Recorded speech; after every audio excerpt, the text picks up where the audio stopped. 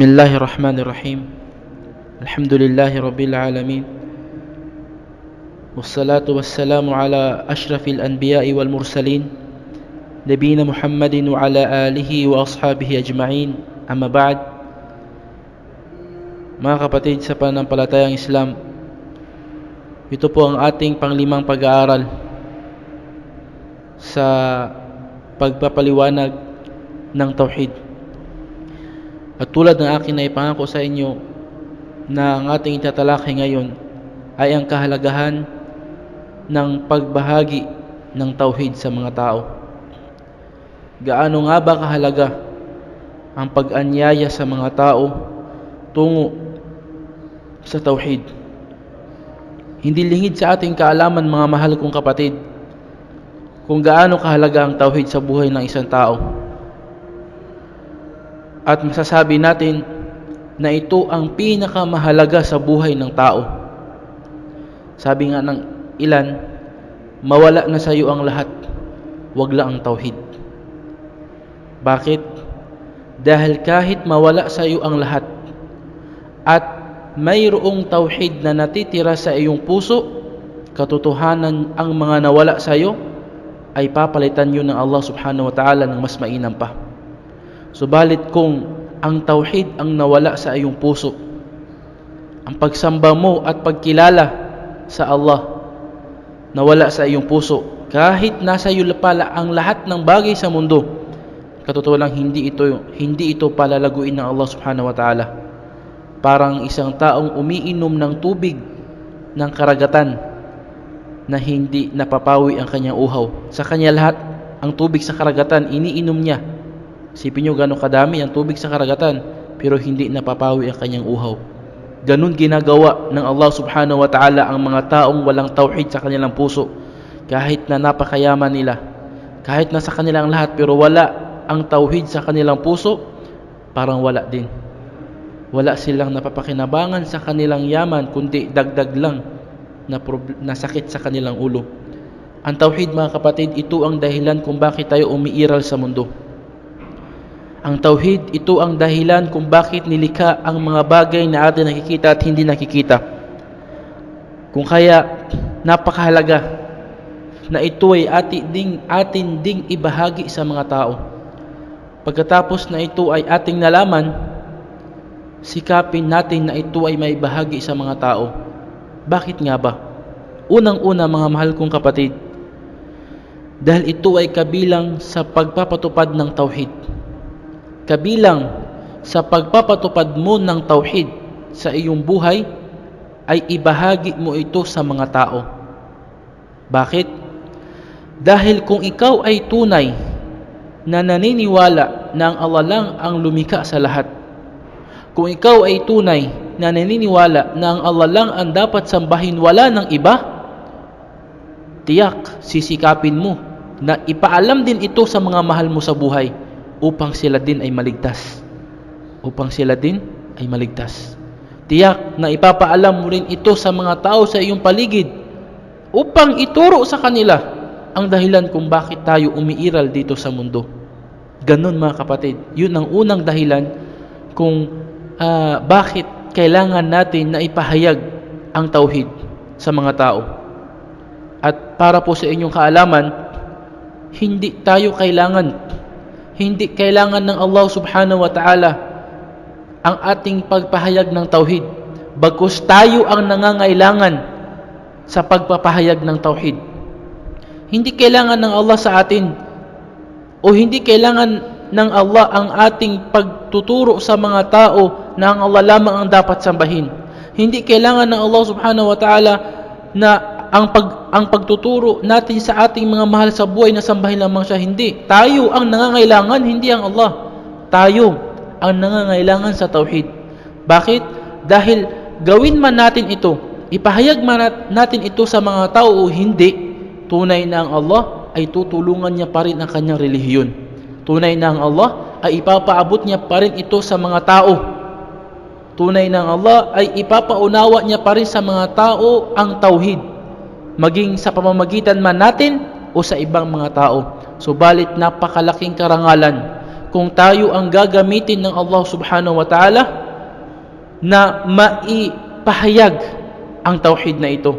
Kaya nga, sabi ni Propeta Muhammad sallallahu alaihi wasallam, "Idza ahabba Allahu al-'abda ista'malahu." Kapag minahal ng Allah subhanahu wa ta'ala ang isang alipin, ay gagamitin niya ito. Sabi ng mga sahaba, "Ya Rasulullah, o sugo ng Allah, papaano siya gagamitin ng Allah?"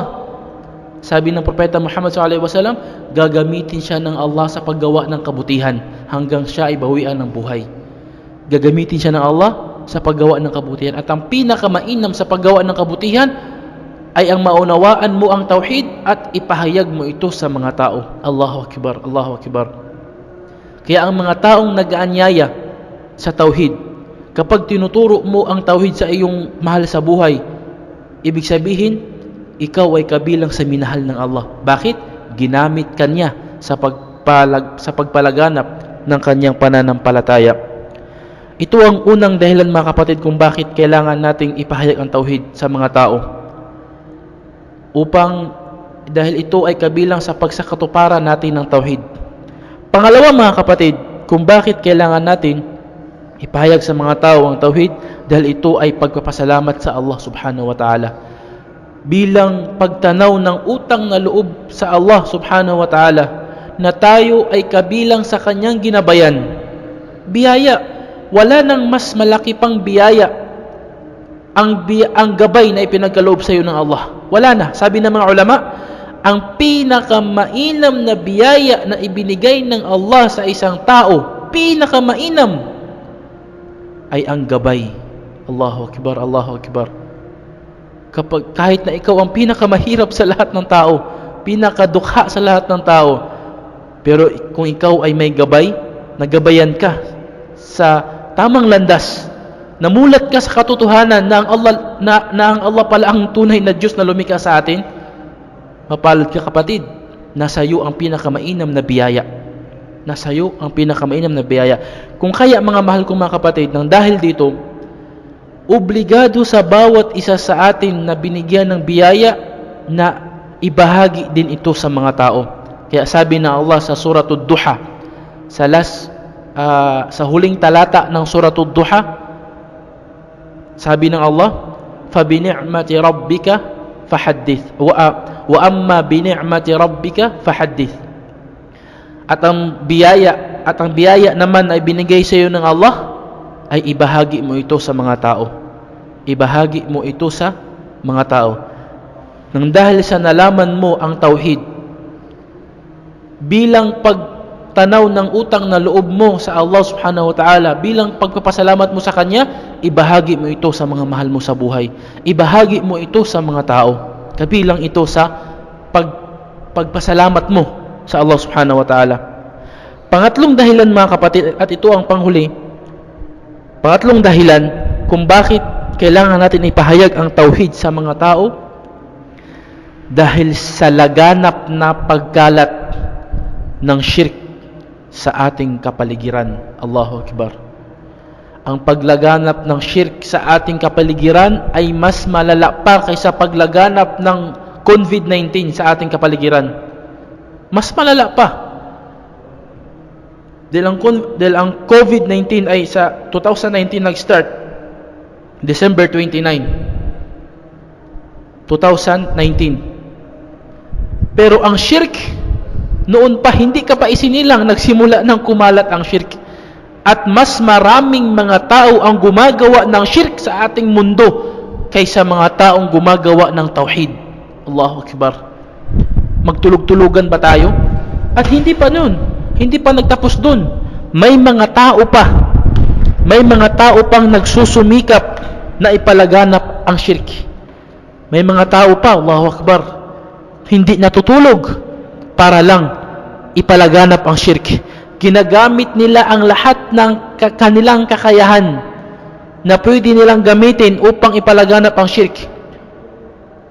Social media, mga channels sa TV, mga radio stations, mga dyaryo, mga pamphlets, mga libro, mga paaralan, mga tulong, pinansyal, iba't ibang klaseng instrumento ang ginagawa nila sa dahilan lamang na ipalaganap ang shirk. Ang shirk, ang pagsamba sa iba bukod sa Allah. Allahu Akbar. Makikita natin kapag ang isang lugar ay merong trahedyang nangyari, binagyo halimbawa, pupunta doon ang iba't ibang sekta ng mga pananampalataya,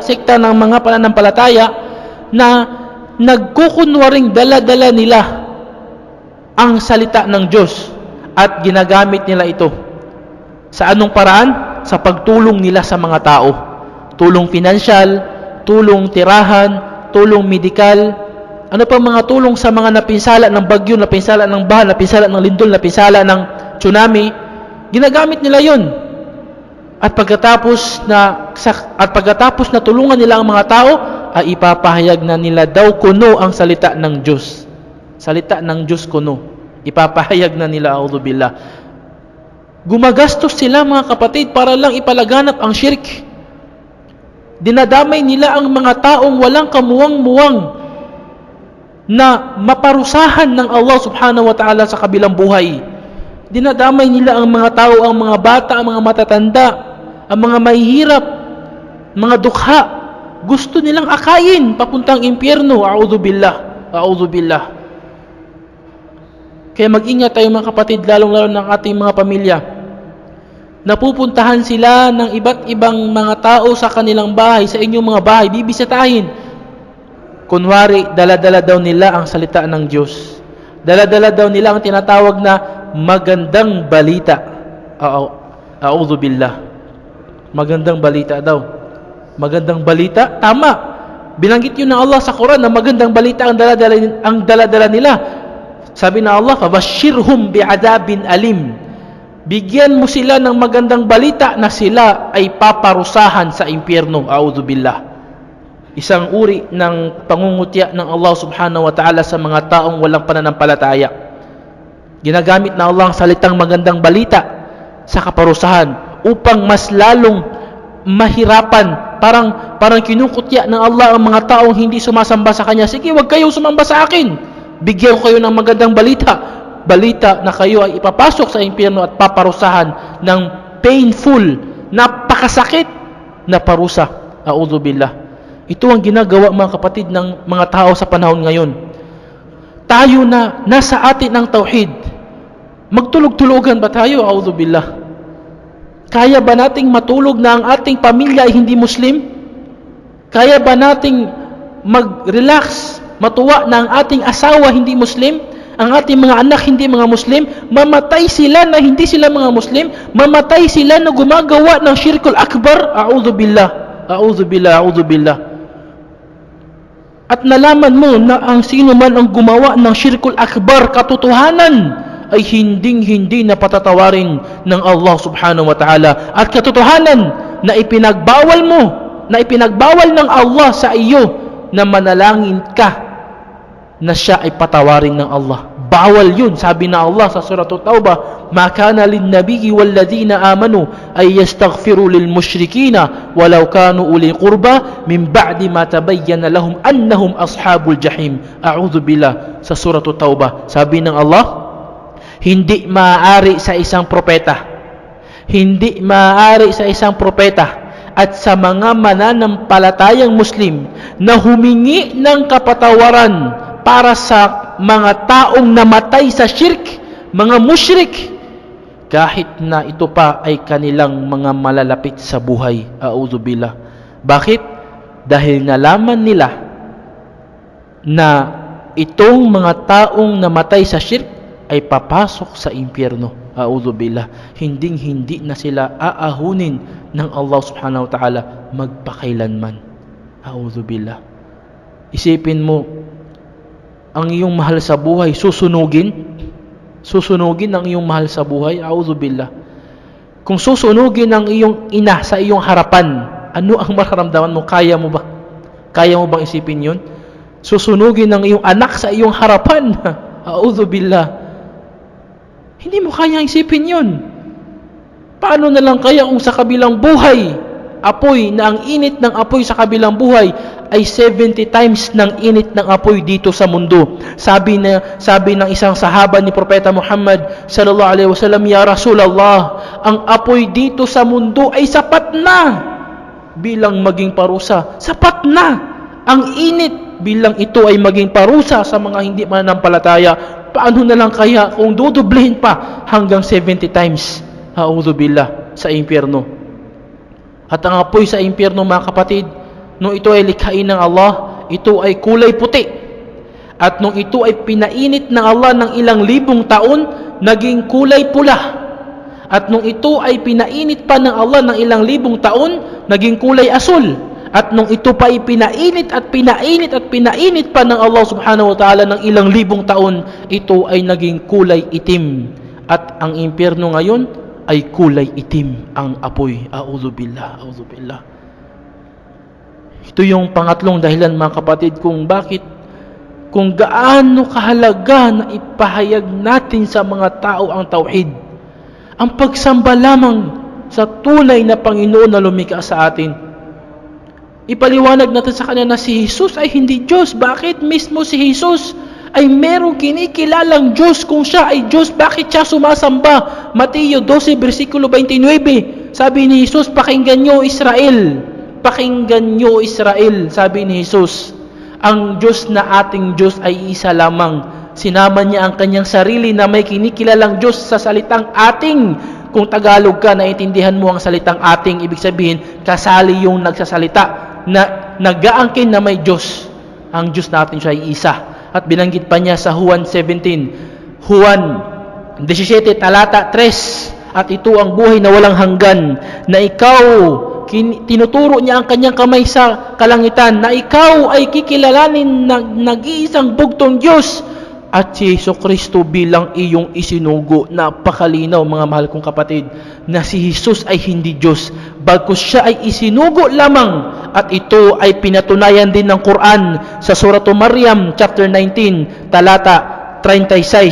Sabi ni Jesus, "Wa inna Allaha rabbi wa rabbukum fa'buduhu, hada siratun mustaqim." Sabi ni Jesus, at katotohanan, ang Allah ay aking Panginoon at inyong Panginoon. Siya ang inyong sambahin, ito ang matuwid na landas. Itong tatlong bagay, mga kapatid, na ating binanggit ngayon, na nagbibigay sa atin ng linaw kung gaano kahalaga ang pag-anyaya sa mga tao tungo sa pagsamba lamang sa Allah subhanahu wa ta'ala. Ulitin ko, ang unang dahilan, ito ay kabilang sa pagsakotoparan mo ng tauhid. Ito ay kabilang sa pagsamba mo sa Allah. Pangalawa, ito ay kabilang sa pagpapasalamat mo sa biyaya na ibinigay ng Allah sa iyo. Pagbigay ng utang na loob sa Allah na ibinahagi mo sa iba. Pangatlo, dahil laganap ang shirk sa ating panahon, sa ating lugar. Mismo sa ating sariling tahanan ay ginagawa ang shirk. Mayroong shirk. A'udhu billah, a'udhu billah, a'udhu billah. Sa ating sariling tahanan ay may mga taong nag-aanyaya upang sunugin ang iyong mga mahal sa buhay sa impyerno. A'udhu billah, a'udhu billah. Sikapin natin, mga kapatid, na ipahayag sa ating mga pamilya, sa ating mga mahal sa buhay, sa mga tao, kung gaano kahalaga ang tauhid at kung gaano kadelikado ang shirk. Wa akhiru da'wana anil hamdulillahi rabbil alamin. Assalamu alaikum warahmatullahi ta'ala wabarakatuh.